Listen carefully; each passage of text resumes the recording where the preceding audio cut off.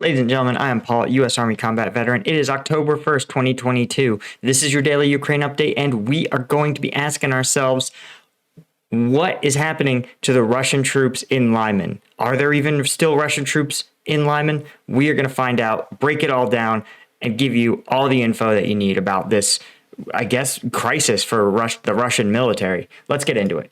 Okay, first off, let's take a look at the map. Now, what we can see is the latest updates have actually, I'm not going to say minimal changes here, but a very interesting set of changes is that first, Lyman nearly entirely cut off. You can see some limited expansion here in this major bridgehead by the Oskil, and you can see they've expanded, and Ukrainian forces are now controlling within 500 meters of really the only roadway out of Lyman. Effectively, this is entirely cut off, right? It's ostensibly under Russian control, but any Russian forces that pass through here will be within small arms range of Ukrainian forces. That's not even to discuss artillery, tanks, basically every weapon system in the Ukrainian arsenal can hit any force that passes through here. It's if forces in Lyman try to withdraw, anything that needs to use a road is going to be an imminent grave danger. And really, I would characterize this as a shooting gallery. We also see some limited expansion, of course, on the other side. Ukrainian forces pushing past Yampil, also cutting off. Again, this strip of roadway here, which is under Ukrainian control, though within, again, small arms range, around 500 meters of Russian lines. So the ability to evacuate at any scale from Lyman is very limited. They would have to, you could maybe have dismounted troops walk the 10 or so kilometers out, but anyone trying to take this road to Crimea is going to be in a lot of trouble. Now, let's talk a little bit about what is the thinking of Ukrainian commanders here. Now, as we discussed earlier, it seems that either there's two possible reasons there's still Russian troops in Lyman. The first is that Putin has given a not one step back order, a order similar to one given by Stalin in World War II, in which Russian troops are never to voluntarily surrender a position. They are to fight until they are eliminated. Now, if that order was given, then there would be no order by Russian high command to withdraw from Lyman, and instead would order those troops to hold out for as long as possible, on the hopes that somehow Russia could marshal more forces and stage a rescue operation or a relief operation, and reconnect with the encircled troops. But I think it's more likely that honestly, that command and control has just broken down entirely, that Russia can't actually get communications effectively with troops in Lyman, or if they are talking to any troops in Lyman, it's a headquarters which doesn't really have a sense of who is still in the city, what positions are still occupied, how many forces are under their command. And so I think it's also possible that Russia's command has simply lost touch with Lyman and is unable to give concrete orders to their troops remaining there. Now, what are the Ukrainians doing? On one hand, they have effectively encircled forces in Lyman. Of course, you can see if you want to withdraw, there's a very limited set of roadways, and you have to basically get to Crimea. Well, to do that, you have to pass through Ukrainian lines, and the level of danger therein is significant. Now, sometimes combat forces, U.S. famously did this in Iraq, where it actually didn't want to trap Iraqi forces. Instead, it wanted them to be able to do controlled withdrawals. This was to ensure that the fighting that happened would take place on ground that the U.S. found more favorable. And going house to house, building by building in Lyman may actually be too intensive for Ukraine, right? Ukraine has realized that it can seize a lot of territory in these big open fields, open terrain where it's seizing village by village, small villages.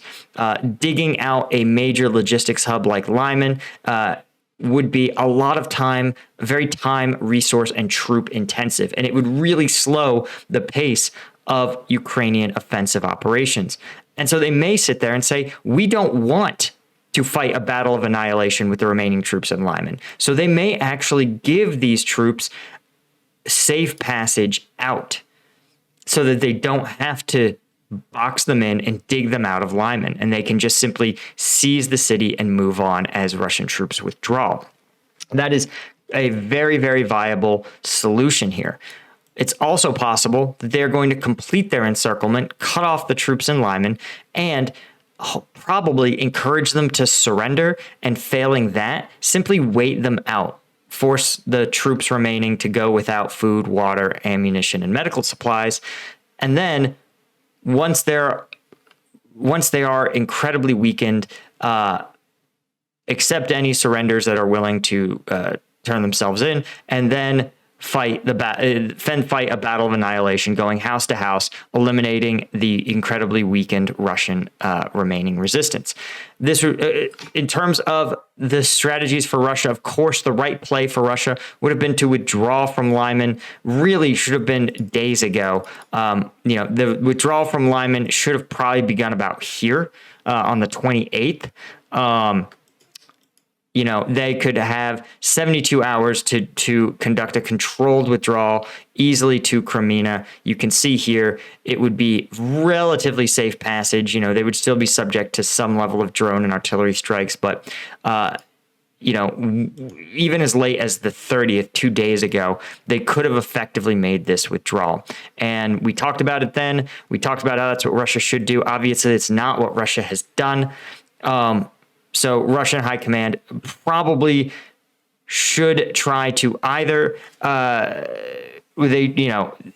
will they order troops in Lyman to withdraw? They should have, and that still is the right call. But what they would need to do is stage a surge of combat troops to conduct a relief operation, opening a corridor so that the troops in Lyman can conduct a fighting retreat back to Crimea, and then dig their lines into place here. Russia really does need to find some way to stabilize its lines, because it just can't seem to hold any position long enough to dig in, establish good defensive posture, and really hold the Ukrainians at bay.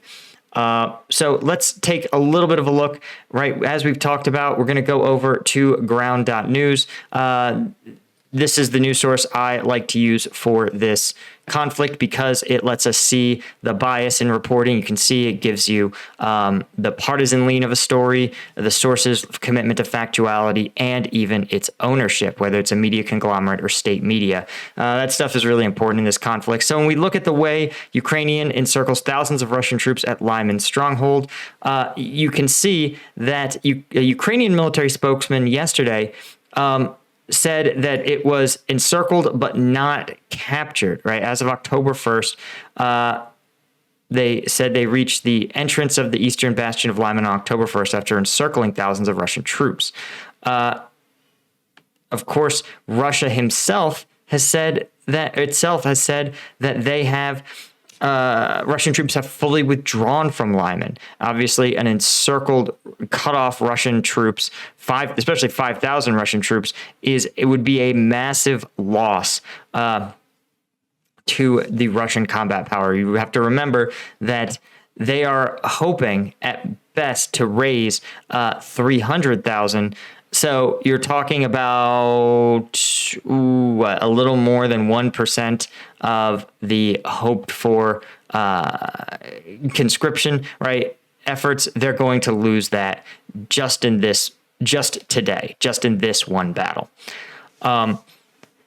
So I believe that one of the reasons, even though Russia is claiming to have withdrawn them, the fact that the Ukrainians say, no, we have thousands of Russians encircled in Lyman, I'm inclined to say, just based on Russia's willingness to play fast and loose with the facts in other statements, I'm willing to say that, and the Ukrainians have at least been fairly straightforward about, while they won't disclose their losses, they will definitely tell you about their successes. And they would say, we've seized Lyman if they had seized Lyman.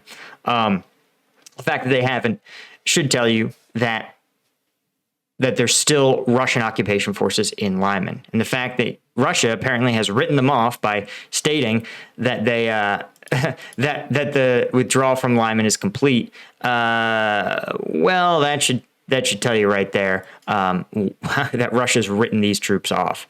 Anyway, guys, that is all I had on this particular issue. Obviously, this is huge news in the battlefield. As always, guys, if you want to see the combat video breakdowns that YouTube won't let me show you, they've been pretty bad about demonetizing my content. Let me see if I can show you guys a little bit of an example of just how kind of, I don't want to say bad, right? YouTube has a right to show whatever content it does and doesn't want to, but I believe the combat videos I select are appropriate and